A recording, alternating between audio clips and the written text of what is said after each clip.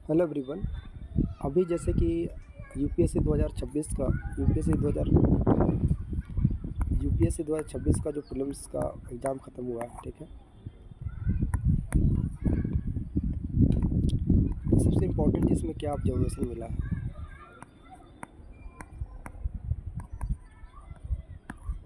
इसमें सबसे अभी देखें कि बहुत सारे जो यूट्यूब पर बहुत सारे वीडियोज़ आपको मिलेंगे, ठीक है। और they are analysing the papers. No doubt the paper was very difficult, है ना। पेपर काफ़ी डिफ़िकल्ट था और स्टूडेंट्स को काफ़ी दिक्कतें भी आई हैं। ऐसा देखा गया है कि जो पेपर था वो काफ़ी हद के ट्रेंड था। अभी जो आप देखें बहुत सारे जो एग्ज़ाम्स अभी यूपीएससी के रिसेंट पास्ट में हुए हैं, बेसिकली आफ्टर 2022 के बाद, है ना। 22 के बाद जो पेपर होना स्टार्ट हुए हैं, दे आर ड्रास्टिकली चेंज था ना। 23 में काफ़ी पेपर का क्रिटिसिज्म हुआ था और उसके बाद 2024 में जो पेपर था काफ़ी टू द मतलब कि सिलेबस के अकॉर्डिंगली आया था। 2025 में भी लगभग ठीक ठाक ही था। 2026 में काफ़ी फिर वो 2023 का पैटर्न ला दिए। तो यूपीएससी जैसा कि जाना जाता है अपना अनप्रेडिक्टेबल सिविल सर्विस एग्जामिनेशन, तो इस तरह का अपना जो ट्रेंड उसने अपना मेंटेन किया है। तो इन सभी ट्रेंड को देखा जाए लास्ट पैटर्न में, तो एक चीज़ मुझे क्या रियलाइज़ होता है कि यूपीएससी जो प्रीलिम्स है ना, that is become more luck factor, luck based हो गया है। आपका तुक्का लग जाएंगे, तो एक दूसरा चीज़ मैं देख रहा हूँ कि आप यूपीएससी के लिए आप पूरे डेडिकेटेड होके 1 ईयर नहीं लगा सकते। आप basically for the prelims preparation, है ना। जैसे कि वो सबसे एक चीज़ देखा गया कि यूपीएससी के एस्पिरेंट्स के अंदर में, जैसे कि अभी आप देखेंगे अभी जो पेपर कंडक्ट हुआ ना, अभी आप 1 महीने के अंदर में देखेंगे जितने भी कोचिंग इंस्टीट्यूट के जो मटेरियल है दे विल स्टार्ट क्लेमिंग। अभी भी क्लेम कर रहे हैं कि मेरे कोचिंग से आ गया, मेरे कोचिंग से आ गया। ठीक है, आप हो सकता है 2-4 फैक्ट आपको मिल सकते हैं, लेकिन जो रैंडमनेस है, कोई व्यक्ति क्लेम कर दे कि मैंने 30 पेपर्स बना दिए, उसमें से बहुत सारे 60% 50% क्वेश्चन आ रहा है, दैट इज़ मतलब नॉट, है ना, वो पॉसिबल नहीं है ना, ऐसा नहीं। तो एक चीज़ मैं देखा कि सबसे जो मेन फैक्टर है यूपीएससी एस्पिरेंट्स के अंदर में फियर, और फियर जो फोमो एक जिसको बोलते हैं, फियर ऑफ मिसिंग आउट। इसके कारण बच्चे बहुत सारे जो टेस्ट रिजवाइन करते हैं, हम टेस्ट के अगेंस्ट नहीं हैं, लेकिन हम उसको सपोर्ट भी नहीं करते हैं। सबसे इम्पोर्टेंट आपका बेसिक आपका जो रिक्वायरमेंट है, जो बेसिक स्टैंडर्ड बुक्स है, उसको आपको थोड़ी स्टडी करना है और सेल्फ स्टडी करें। अगर आपके पास ऑलरेडी आपने कैसे प्रिपेयर कर रखा है तो वेल एंड गुड। अगर नहीं किया है तो आप यूट्यूब के माध्यम से या फिर किसी का क्लास अगर आपने ज्वाइन किया है तो वहाँ से क्लास साइड बाय साइड आप जो बेसिक स्टैंडर्ड बुक्स है, एनसीईआरटी हो गई, उसके अलावा जो जब अगर मान लो हिस्ट्री का पढ़ते हैं तो पूनम दलाल दहिया का बुक हो गया, मॉडर्न के लिए, मिडाइवल एंड द एंसेंट के लिए, ठीक है, आर्टिकल जो उसी में कवर हो जाता है। साथ ही अगर पॉलिटी का लक्ष्मीकांत हो गया, ठीक है। उसके बाद आपके पास आर्टिकल शेड्यूल्स, ये सब आपको पता होना चाहिए, सब बेसिक चीज़ें हैं, ठीक है। और हिस्ट्री हो गया, ज्योग्राफी की बात करें तो आपकी पूरी तरह से एनसीईआरटी, और एनसीईआरटी के साथ साथ जो आपका मैपिंग है, मैपिंग भी स्ट्रॉन्ग होना चाहिए। और ये हो गया। और साइंस टेक के लिए जो करंट जो स्टैंडर्ड जो टेक्नोलॉजी इवॉल्व हो रही है उनके बीच में जो फंक्शनिंग है, तो क्या फंक्शन करने, क्या मतलब कैसे वो काम करती हैं, बेसिक चीज़ आपको उसके बारे में जानकारी होना चाहिए। जैसे मान लिया कि अभी क्वेश्चन आया था स्टील्थ टेक्नोलॉजी या फिर वो ब्लैक बॉक्स की बात जो करते हैं, ठीक है। तो ये सब जो बेसिक चीज़ें हैं इनके ऊपर आपको थोड़ा सा जानकारी होना चाहिए, ठीक है। और जो करंट जो डेवलपमेंट हो रहे हैं, तो आप अगर न्यूज़पेपर पढ़ते हैं तो आई डोंट थिंक कि आपको किसी एक पार्टिकुलर मैगज़ीन को फॉलो करना का रिक्वायरमेंट होगा, ठीक है। अगर आप फिल्म्स के लिए अगर आपकी न्यूज़पेपर पढ़ते हैं रेगुलरली तो that is more than sufficient. अगर आपके पास अच्छी खासी मेमोरी है, अगर रेगुलरली पढ़ते हैं तो ऑब्वियसली इतना आप कर सकते हैं कि आप 1 साल में आपके पास डेफिनेटली आपके पास काफ़ी नॉलेज होगा, जो कि आपको कंट्रीब्यूट करेगा एलिमिनेशन टेक्निक, एलिमिनेशन में, और आपको आंसर्स को पिक करने में, ठीक है। तो एक चीज़ ये आपको जो अभी आप देखेंगे, पहले विजन का मैगजीन बेसिकली 2022 17-18 तक तो लगभग उनका था 70 पेजेज 80 पेजेस के आते थे, है ना। लेकिन अभी देखो कि 2022-23 के पास इनका 150 पेजेस का इनका जो मैगजीन आता है, इनसाइट IAS है उनका भी 150, फोरम IAS 150, 160, 180। तो इन ए वे अगर देखो तो एक महीने में आप जो कंपाइलेशन पढ़ते हैं एक बुक की तरह हो जाता है और आप पूरी तरह से उसको रिवाइज भी नहीं कर सकते हैं। तो सबसे इम्पोर्टेंट ये जो फियर ऑफ मिसिंग आउट है इसको आपको हटाना पड़ेगा। मैंने ऑलरेडी मतलब बहुत सारे बार जो भी मैंने पढ़ाता हूँ, कभी पढ़ाया मैंने बच्चों को, उनको बस मैं एक ही चीज़ बोलता हूँ कि आप डरिए नहीं, ठीक है। डर ही आपका जो मेन कॉज है फेलियर का, या फिर आप कहीं ना कहीं आप मिस हो जाते हैं, ठीक है। तो फियर आपको हटाना पड़ेगा। आपने पढ़ा नहीं है, वेल एंड गुड, आप चाहिए एग्ज़ाम दीजिए, मस्त होकर एग्ज़ाम दीजिए, पेपर एंजॉय कीजिए और फिर उसका घर आइए फिर एंजॉय कीजिए, ठीक है। इस तरह का अपने अंदर आपको गट्स डेवलप करना पड़ेगा, क्योंकि UPSC जो है काफ़ी अनसर्टेन एग्ज़ाम है और बहुत ही कॉन्फिडेंट होकर के भी नहीं जा सकते हैं। यहाँ पर जो व्यक्ति सिलेक्टेड है उनको भी अगर बैठा दिया जाए तो they will also will not be able to clear the cut off, है ना। तो इट्स नॉट दैट कि किसी का चांस कभी आया किसी का नहीं आया, तो ये होगा, ठीक है।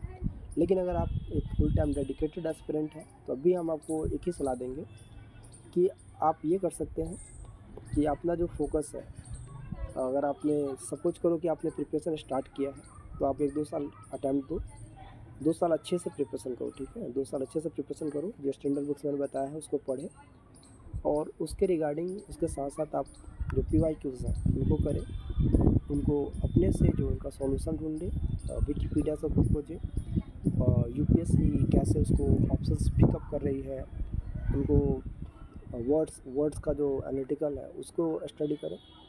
तो ये सब चीज़ें अगर आप कर लेते हैं तो आप UPSC का जो माइंड सेट है उसको आप पिकअप करना स्टार्ट कर देंगे। तो मुझे नहीं लगता कि उसके बाद आपको पेपर देने की आवश्यकता हो, कोई किसी टेस्ट सीरीज़ की आपको आवश्यकता हो, ठीक है। तो ये सबसे मेजर सीक्रेट है एग्ज़ाम का। अब आते हैं CSAT का। CSAT फंडामेंटल्स होते हैं और CSAT का भी ट्रेंड देखा जाए तो काफ़ी चेंज हुआ है इसमें भी। पहले जैसे मान लें कि अगर प्रॉफिट लॉस का आता था तो एक पार्टिकुलर था, time and work and distance something like that, है ना। तो उनमें क्वेश्चन का एक स्टैंडर्ड होता था, आप कर लेंगे, ठीक है। लेकिन अभी करंट में देखा जाए 23 में एक क्वेश्चन आया उतना में, लेकिन 2024-25 में लगभग ठीक ठाक था क्वेश्चन। 2026 में बिल्कुल ही फिर से वो अपना पैटर्न एकदम अलग से चेंज कर दिया। अब बड़े बड़े क्वेश्चन आने लगे पैराग्राफ में, है ना। तो डैट एक तो पहले उसमें टाइम जाता है पढ़ने में समझने में, है ना। तो उसके लिए नो डाउट आपको प्रैक्टिस की ज़रूरत होगी और आप जितने भी आप प्रैक्टिस करेंगे it will more beneficial to you. और कोशिश करें कि जैसे कि आपका कॉम्प्रिहेंशन अच्छा हो, ठीक है। उसके साथ साथ आपका CSAT जो है, CSAT में आप 10-15-20 क्वेश्चन जो भी है आप पिक करना आपको आना चाहिए। बेसिकली जब एग्ज़ाम देते जाते हैं तो शुरू में जब आपको पेपर मिलता है ना, वो 5-7 मिनट ही आप डिसाइड करते हैं। 5 मिनट अगर आप पेपर को देते हैं कि आपको कौन सा क्वेश्चन को पिकअप करना है तो डैट इज़ तो आप वहाँ से क्लियर कर लेंगे, ठीक है। तो CSAT एक डिफरेंट है, लेकिन आपको बस सबसे इम्पोर्टेंट चीज़ है कि आपके पास कॉन्सेप्ट है, फंडामेंटल्स कैसे काम करते हैं। मान लीजिए मैं प्रॉफिट लॉस अगर मान रहा हूँ कि अगर P/CP इक्वल्स टू अगर मैंने निकाला है प्रॉफिट परसेंट, P अगर ये है और CP है, तो अगर हमको P प्लस CP करेंगे, P प्लस CP करेंगे तो क्या आ जाएगा, SP आ जाएगा। तो ये ऐसा आपको रीड करना आना चाहिए कुछ चीज़ें, ये तो मैंने सिंपल जी बताया मैंने, बट ऐसा आपको समझ में आना चाहिए चीज़ों पिकअप करने का, ठीक है। और बहुत सारे जो कॉन्सेप्ट्स है, बेसिक कॉन्सेप्ट्स आपका क्लियर रहेगा तो no doubt you can clear CSAT also. CSAT की बात करते हैं, CSAT तो ऑब्वियसली डिफिकल्ट होता ही है तो एक चीज़ हो गया। और दूसरा चीज़ है कि प्रीलिम्स का जो पेपर है वो काफ़ी चेंज हो रहा है। तो अभी एक चीज़ अभी चलेगा, जैसे कि अभी प्रीलिम्स का पेपर ख़त्म हुआ है तो बहुत सारे बच्चे जैसे कि अभी एड्स वगैरह स्टार्ट हो जाएंगे आना कि आप मेंस का टेस्ट से ज्वाइन कर लीजिए, कट ऑफ जाएगा 75-80। तो इस चक्कर में आप किसी कोचिंग का 25,000 30,000 40,000 का आप उसका मेंस का आप उसे प्रिपरेशन करना स्टार्ट करेंगे। लेकिन सबसे दिक्कत वाली बात क्या है कि अगर आप शुरू में ज्वाइन तो करेंगे, ठीक है, बहुत अच्छा लगेगा कि चलो सर ने ये बताया, ये सर ने ये बताया तो मैं उनका कोर्स ले लेता हूँ। लेकिन ये 10-15-20 दिन चलता है और जैसे प्रीलिम्स का रिज़ल्ट आता है, ठीक है, प्रीलिम्स का रिज़ल्ट आएगा या फिर जैसे जून ख़त्म हो जाएगा और वो मिशन मोड में आएंगे तो फिर आप जो बच्चे प्रीलिम्स नहीं क्लियर किए हैं उनको साइडलाइन कर देते हैं और उसके बाद सिर्फ वो लोग फोकस करते हैं जो बच्चे मेंस लिखने वाले हैं उन पर उनका ज़्यादा फोकस होता है। इस चक्कर में आपका कुछ भी आपका कॉपी चेक हुआ डिले होता है। फिर आप एक साइड लाइन है ना, या मान लो कि आप सामने वाला आप फीडबैक अच्छे से नहीं देगा तो फिर आप भी लेथार्जिक हो जाओगे। फिर आपका वही मिशन हो जाएगा कि आप इनकम्प्लीट मीन्स फिर आप जैसे कि सितंबर अक्टूबर नवंबर आएगा फिर आप प्रीलिम्स का टेस्ट लगाना स्टार्ट कर दोगे तो कहीं ना कहीं आप उसमें आप इनकम्प्लीट रह जाता है आपका मेंस का प्रिपरेशन में। तो लास्ट में मेरा सजेशन ये है कि अगर आप ऑलरेडी एक प्रिपरेशन कर चुके हैं कुछ लेवल तक तो आप यूपीएससी को छोड़िए, आप कुछ और ट्राई कीजिए। ठीक है, जैसे मान लीजिए एसएससी सीजीएल हो गया या कोई एक अच्छे जॉब्स स्टेट पीसेस हो गए उनका आप दे सकते हैं एग्ज़ाम। ठीक है, उनका अच्छे से डेडिकेटेड होकर तैयारी कीजिए। अगर आपके पास कॉन्सेप्चुअल क्लैरिटी है नो डाउट आप वहाँ पे अच्छे से आप कर पाएंगे, परफॉर्म करेंगे डेफिनेटली। और दूसरा ऑप्शन ये भी है कि आप अपने स्किल्स पर काम करें। कोई अल्टरनेटिव अगर आपके पास है कि हायर एजुकेशन में जा सकते हैं या फिर आपके पास कोई स्किल्स है तो उस पर आप काम करके कुछ अपना जो मनी है आप अपना कुछ पैसे कमा सकते हैं।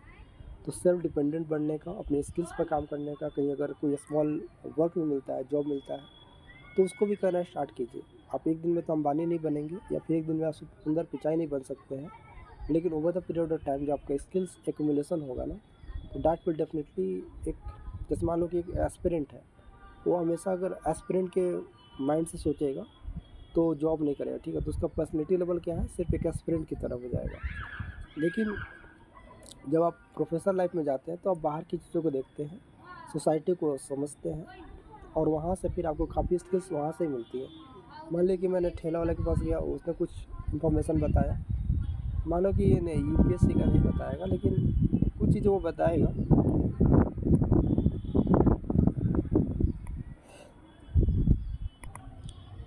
तो ये चीज़ हो गया। तो ये मैं बोलूँगा कि अभी आप मतलब मोड में आकर के किसी टेस्ट सीरीज को ज्वाइन ना करें, आप बिल्कुल भी ज्वाइन ना करें। आप अपने को पहले फोकस करें। ठीक है, अभी 4-5-10 दिन जो भी आपके पास रिलैक्स हो ले, इसको डिसाइड करें कि कितना आपको देना है। सबसे पहला चीज़ आपको तो यूपीएससी को दिमाग से हटा देना। ठीक है, यूपीएससी का दिमाग से हटा देना और उसके बाद कुछ अलग सोचोगे आपके पास माइंड आपका काम करेगा, अच्छे से आप आगे जा सकते हैं, अगले अच्छे फील्ड में जा सकते हैं। इसका कुछ अल्टरनेटिव सोचें, अपने लाइफ में स्टेबिलिटी ला। ऐसे भी बहुत सारा इकोनॉमिक स्लो डाउन होने वाला है ना, या फिर इन्फ्लेशन हो रहा है, तो ये सब चीज़ें चलेंगी। अभी जो जनरेशन है कहीं ना कहीं उसमें बहुत सारे फ्लक्चुएशन से इकोनॉमिक्स रिलेटेड भी है या फिर लाइफ से भी वो काफ़ी रिलेटेड है। जो सिस्टम है, सिस्टमिक जो प्रॉब्लम्स है उसमें भी आप देखेंगे जैसे कि पेपर्स लीक होना, सब चीज़ें होती रह रही हैं। तो अपनी स्किल्स पर कोई फैमिली बिजनेस हो उसमें आप चले जाएँ, है ना। मैं एक यूट्यूब का वीडियो देख रहा था। मुझे उसमें एक एस्पिरेंट का मिला कि उसका एक दोस्त था एंड आई थिंक उसका नाम माधव है, उनका माधव नाम है। उनको 16 रैंक आई थी। ठीक है, वो आईएएस बन गए। उनके जो दोस्त थे वो भी इंटरव्यू दिए थे, दोनों ही लगभग मतलब काफ़ी टैलेंटेड, लेकिन उनका कुछ नंबरों से उनका मेंस जो फाइनल रिजल्ट था उनका नहीं हो पाया। उन्होंने एक अपना बिजनेस स्टार्ट किया और रियल एस्टेट का बिजनेस उनका, और काफ़ी वो उसमें अच्छा कर रहे हैं। ठीक है, तो इन सब चीज़ों को देखा जाता है कि यूपीएससी काफ़ी अनसर्टेन है। अगर मान लीजिए कि आप किसी फील्ड में आप मिस आउट हो जाते हैं, इसका मतलब ये नहीं कि आपका जो दूसरा पाथ है वो ओपन नहीं है। आप उसमें ट्राई कर सकते हैं और उसमें आगे बढ़ सकते हैं। तो हमारा ओपिनियन यही रहेगा कि आप काम करें, अपनी स्किल्स पर काम करें और आगे बढ़े जीवन में। ठीक है, ऑल द बेस्ट फॉर अगर आपका प्रीलिम्स अच्छा गया है तो आप मेंस पर फोकस करें। एक सप्ताह के अंदर में आपका जो प्रोविजनल आंसर की है वो आपको देखने को मिलेगा यूपीएससी के द्वारा, और उसे आप मैच कर सकते हैं। उसके बाद फिर आपने मेंस में तैयारी लग जाए, 5-7 दिन आप आराम कर सकते हैं, कहीं घूमने जा सकते हैं, टूर पे जा सकते हैं। तो इन सब चीज़ों को आप ध्यान में रखें। ठीक है, अभी किसी चक्कर में नहीं आना है कि मुझे कोई टेस्ट सीरीज ले लेना है या फिर मुझे एक्सट्रीम डिप्रेशन में चला जाना है ना। एंजॉय कीजिए, प्रोसेस है एग्ज़ाम का, है ना। तो अभी सब चीज़ों को इम्पोर्टेंट था डिस्कशन करना, मुझे लगा कि डिस्कस करना चाहिए क्योंकि मेरे कांटेक्ट में कुछ स्टूडेंट्स रहे हैं और मुझे नहीं पता उनसे कोई फीडबैक तो मुझे अभी तक मिला नहीं है, लेकिन होप कि उन्होंने अच्छा किया होगा और जो भी है सिचुएशंस को है ना उनको हैंडल करना है ना। तो यूपीएससी एक ऐसा है ही अनसर्टेन है और आप इसमें ब्रेव बनिए, लड़िए, ठीक है, और आगे बढ़िए, ठीक है। That's all, thank you so much.